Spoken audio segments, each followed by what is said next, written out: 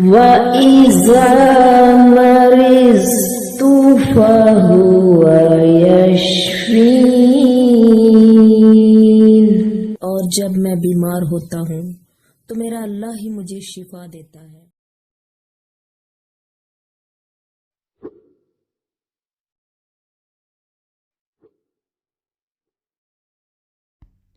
बिस्मिल्लाहिर्रहमानिर्रहीम। अस्सलाम वालेकुम दोस्तों, welcome to my YouTube channel. दोस्तों, उम्मीद करती हूँ कि आप सब बिल्कुल ठीक होंगे, खैरियत से होंगे, अमन और सलामती से होंगे। और मैं आप सभी अज़ीज़ दोस्तों के लिए अल्लाह ताला से दुआ गो हूँ कि मेरा रब आगे भी आपको सेहत तंदुरुस्ती वाली और अमन और सलामती वाली ज़िंदगी से नवाजे। फ्रेंड्स, आज हम जिस होम्योपैथिक मेडिसिन को डिस्कस करेंगे उसका नाम है विबिनम ओपोलस। दोस्तों, हम पहले बात करेंगे इस मेडिसिन के बारे में कि कौन कौन सी कंडीशंस हैं जिसके अंदर, या कौन सी तकलीफ़ है, कौन से अलामात हैं जिसके अंदर हम इस मेडिसिन को यूज़ कर सकते हैं। फिर मैं बात करूँगी कुछ साइन एंड सिम्टम्स की जो इस मेडिसिन को लेके बहुत इम्पॉर्टेंट हैं।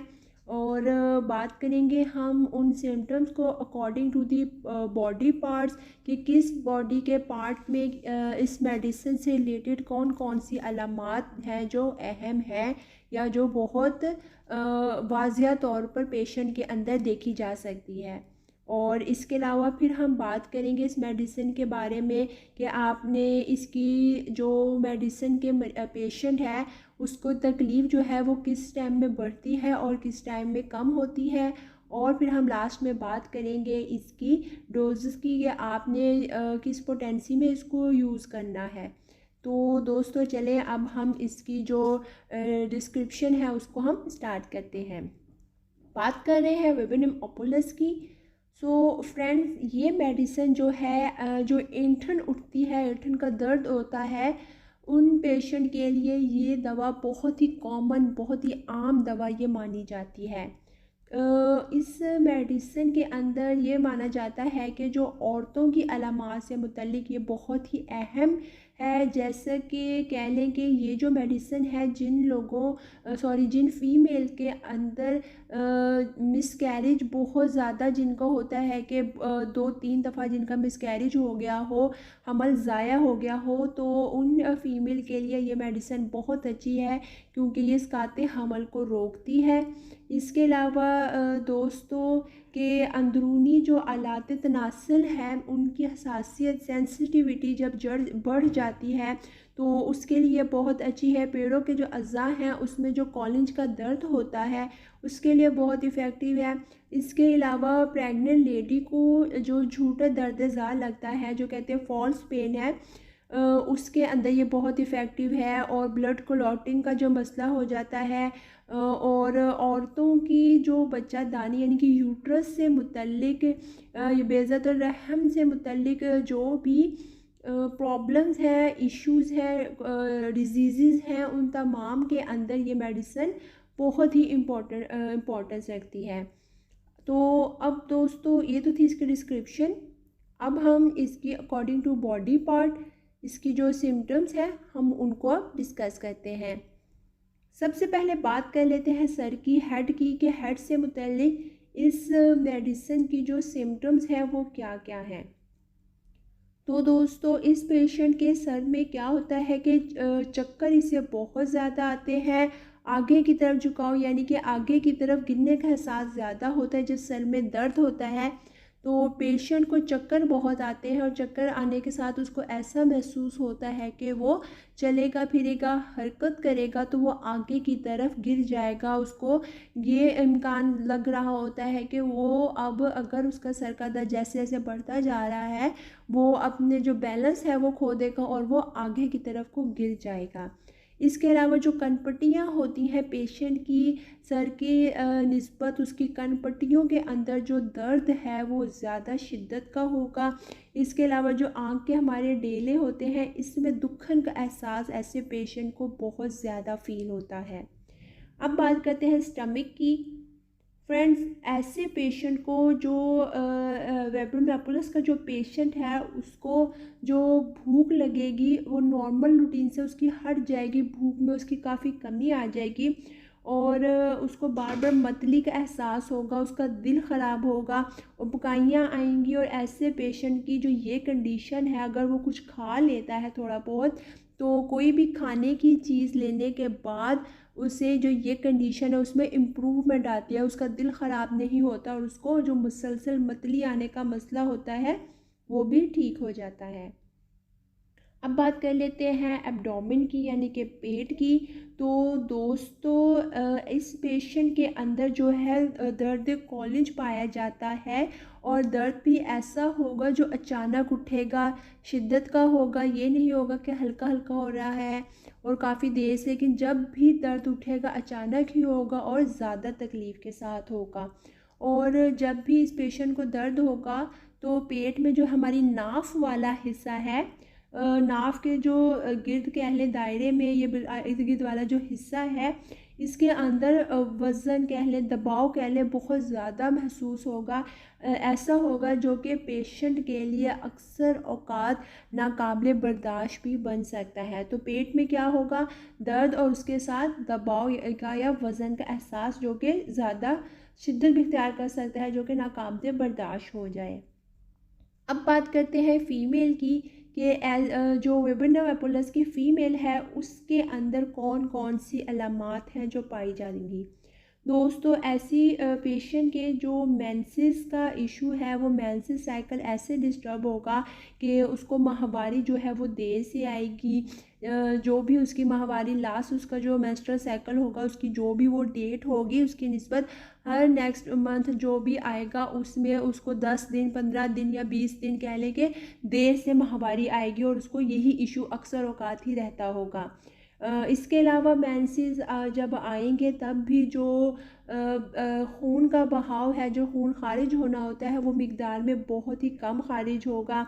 और ये कह लें कि जब मेंसेस स्टार्ट हुए उसके बाद जैसे किसी को 3 दिन या 7 दिन मेंसेस होते हैं तो उसको जब ब्लीडिंग स्टार्ट होगी तो वो उसका ड्यूरेशन जो होगा वो सिर्फ कह लें कि कुछ आवर्स का ही होगा, सिर्फ कुछ घंटे उसको ब्लीडिंग होगी, उसके बाद उसे ब्लीडिंग नहीं होगी। ऐसे पेशेंट को भी ऐंठन वाला दर्द बहुत ज़्यादा पाया जाएगा। मेंसेस जो है वो बहुत ज़्यादा बदबूदार आएंगे और जो ऐंठन उठेगी रानों के अंदर बहुत ज़्यादा उठेगी और रानों से आगे की तरफ जो ऐंठन है वो फैलती चली जाएगी। इसके अलावा ऐसी पेशेंट को जब भी मेंसेस स्टार्ट होने वाले होंगे तो मेंसेस स्टार्ट होने के कबल जो निचला हिस्सा होगा उस निचले रुख की तरफ उसको बहुत ज़्यादा वज़न कह लें या बहुत ज़्यादा दबाव महसूस होगा। इसके अलावा जो बेज़तुल रहम है उसके मकाम पर काफ़ी बोझ बोझ सा रहेगा और ऐसी पेशेंट के अंदर इज्तिमाई खून की अलामत लाजमी तौर पर पाई जाएगी। दर्द की बात करें तो पेड़ों में इसके बहुत दर्द रहेगा, इसके साथ साथ पट्टे जो रानों के हैं वो बहुत खिंचेंगे, उनमें तकलीफ़ होगी, हैज़ बहुत ज़्यादा दर्द के साथ आएंगे। और सिर्फ यही नहीं बल्कि जो खराज है वो सिर्फ ब्लीडिंग के तौर पर नहीं होगा बल्कि जैसे छीछड़े हों गोश्त के, इस टाइप की भी ब्लीडिंग उन्हें होगी। इसके अलावा जो है अज़ाए तनासुल होंगे ऐसे पेशेंट के, उनमें क्या होगा कि डंग मारने की जैसी तकलीफ़ होगी कि जब भी पेशेंट को दर्द होगा तो ऐसे होगा जैसे तकलीफ़ के बायस उसकी ऐसी हालत हो जाएगी जैसे कि उसके ऊपर गशी तारी हो रही है।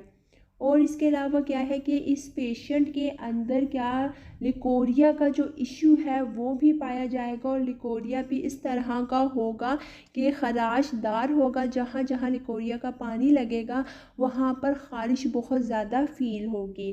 और इस पेशेंट में क्या है कि जैसे हमने पहले बात करी इसकी डिस्क्रिप्शन में कि ये जो मेडिसिन है वो इसकाते हमल को रोकती है, इसलिए इस मेडिसिन की जो पेशेंट है इसके अंदर बार बार हमल ज़ाया होने की, मिसकैरेज की जो है वो सिम्टम पाई जाएगी। और जो जब भी हमल ज़ाया होगा तब वो हमेशा इब्तदाई दिनों में ही ज़ाया हो जाएगा जो, और यही अगर अलामात बढ़ती रहती हैं, कंडीशन सीवियर होती है तो आगे जाके उस औरत को इस इशू की वजह से बांझपन भी आ सकता है।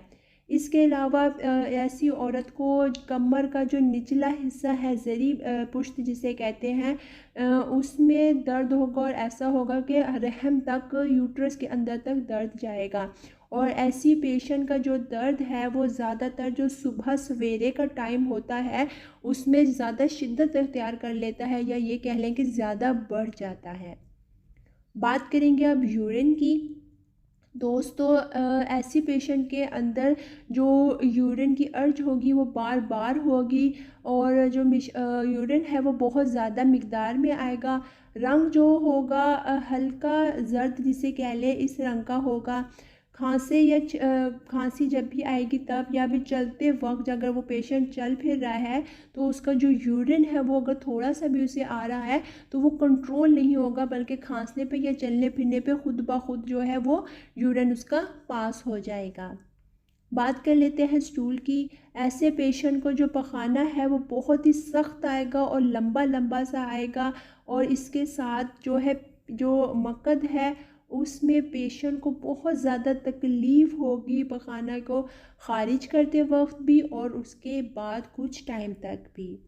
अब बात कर लेते हैं इतराफ़ की। तो ऐसे पेशेंट की जो गर्दन है उसकी बैक साइड पे बहुत ज़्यादा सख्ती का एहसास होगा। गर्दन की जो हड्डी उसमें ऐसे लगे जैसे टूट रही है, गर्दन बहुत बर्दाश्त का नाकाबिले बर्दाश्त तकलीफ़ हो जाएगी, और जो तकोनी हड्डी होती है उसमें दर्द होगा। टांगें बहुत ज़्यादा कमज़ोर और भारी होंगी, टांगों से वज़न उठाया नहीं जा रहा होगा, चला फिरा नहीं जा रहा होगा, जिसकी वजह से जो तकलीफ़ है वो शिद्दत अख्तियार करेगी। बात कर लेते हैं ज़्यादती की, कि इस मेडिसिन की जो अलामात है उसमें ज़्यादती पेशेंट में तकलीफ़ में कब आएगी। तो दोस्तों जब भी मुतासरा जो इंसान है जब भी वो लेटने लगेगा तो उसके लेटने से, जैसे कि अगर दर्द हो रहा है जिस्म के किसी भी हिस्से में, चाहे मेंस्ट्रुअल का साइकिल के दौरान है या कोई भी और भी जो इशू है, जब पेशेंट ने लेटना है आराम करने, तो लेटने के बाद जो तकलीफ़ है वो बढ़ेगी। इसके अलावा अगर जिस रूम में है उसका उसमें गरमाइश है, गर्म है रूम, टेम्परेचर थोड़ा सा ज़्यादा फ़ील हो रहा है, तब भी उसको तकलीफ़ ज़्यादा होगी, और इसके अलावा शाम में या रात में ज़्यादा होगी।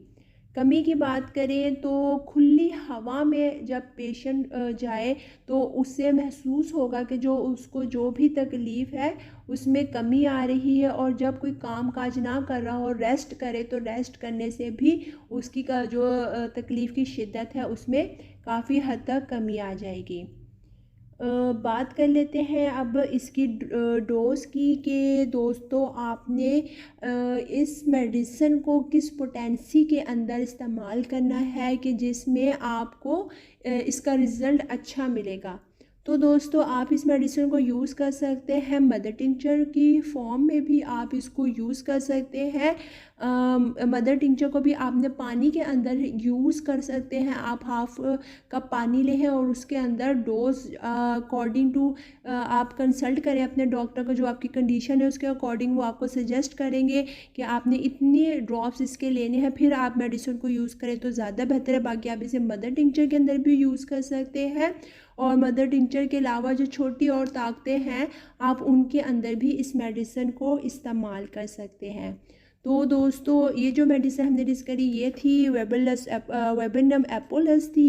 हमने सारी इसकी डिस्क्रिप्शन के बारे में बात की, इसके साइन एंड सिम्टम्स की, जो कि हमने डिस्कस की according to the parts of body के जिस्म के किस हिस्से की अलामत कैसी होगी, और किस टाइम अलामात जो है उनमें शिद्दत आएगी और किस टाइम उसमें कमी आएगी। दोस्तों उम्मीद करती हूँ कि आपको अच्छे से हर बात समझ आएगी। बाकी कोई भी कन्फ्यूजन हो तो आप कमेंट सेक्शन में कमेंट कर पूछ सकते हैं। Thank you.